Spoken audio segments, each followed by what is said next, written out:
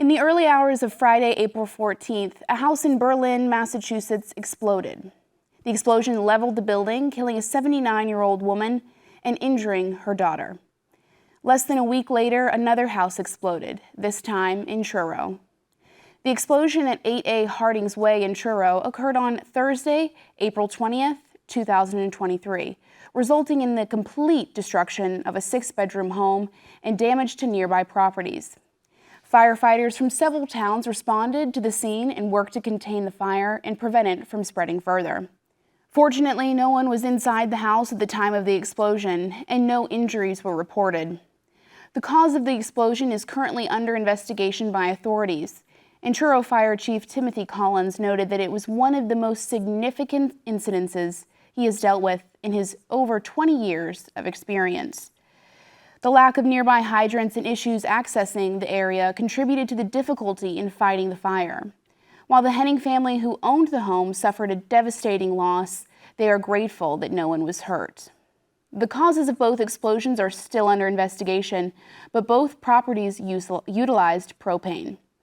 Investigators will continue to examine the scene to determine the cause and to work to prevent similar incidences from occurring in the future.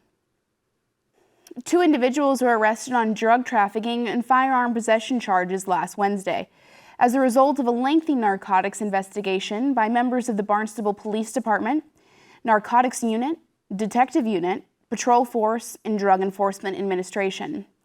The suspects Vashon Leonard and Tyree Wade were taken into custody and search warrants were executed on their persons and on a residence in Hyannis.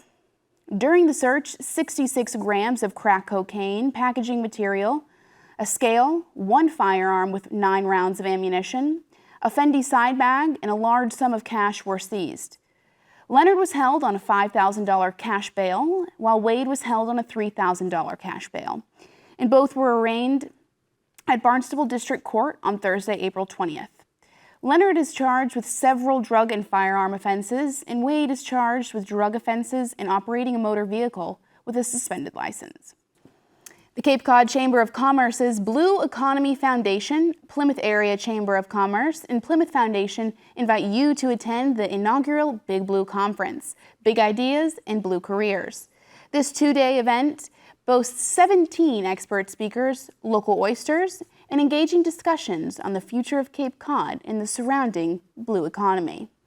The conference will take place on Tuesday, May 2nd and Wednesday, May 3rd at the Massachusetts Maritime Academy, Maritime's Conference Center in Buzzards Bay. State Senator Susan Moran is promoting the event, which will feature presentations on legislative action, renewable energy, aquaculture, regional economics, and more. Attendees will have the opportunity to engage with regional educators, organizers, marine life specialists, and artists. Notable speakers include Massachusetts Office of Economic Development Secretary Yvonne Howe, Senator Susan Moran, Avangrid CEO Pedro Blasquez, and representatives from Vineyard Wind 1 and South Coast Wind.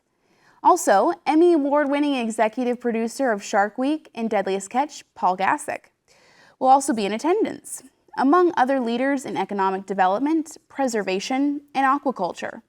Registration for the Big Blue Conference is open now, with special pricing for Cape Cod Chamber and Plymouth Area Chamber members. If you're not a member, now is the perfect time to join and take advantage of this exceptional event. The Association to Preserve Cape Cod has requested the Healy-Driscoll administration to reevaluate the best use of the 20,000-acre Joint Base Cape Cod property. The APCC's executive director, Andrew Gottlieb, suggested that the underdeveloped areas of the base could be used to address the Cape's housing shortage and support the local business climate. Their proposal includes developing affordable housing, creating a carbon-neutral community, and redeveloping the wastewater treatment plant. Additionally, the APCC called for replacing the limited protection of the Upper Cape Water Supply Reserve with a permanent and broader protections, as it is a vital source of drinking water in a significant forested area. The APCC emphasized the need for transformational thinking to address climate, water, and housing challenges, with a stating quote, "The APCC realizes that what we are proposing here reflects a major undertaking that challenges some of the accepted norms governing Cape Cod. That said, climate, water, and housing challenges we face require transformational thinking. We are simply not going to be able to solve these existential problems without being willing to challenge and alter the status quo. The Dennis Center for Active Living will launch Older Americans Month 2023, Aging Unbound, with a celebration on May 1st from noon to 2 p.m. at the Dennis Center for Active Living. The celebration will include a career fair for workers of all ages with recruiters from Cape Cod Regional Transit Authority, Elder Services, and many others. John Terrio, Dennis Selectman Board Liaison to the Dennis Council on Aging, will read the proclamation at the event, recognizing Older Americans Month 2023. Attendees will be able to view the completed DCAL Community Patio funded by a 2022 AARP Community Challenge Grant and learn opportunities for engagement. In November 2022, the town of Dennis became a member of the AARP Network of Age and Dementia-Friendly Communities. For more information about age and dementia-friendly development work, please email bvasquez, VAZQUEZ, @town.dennis.mass.us.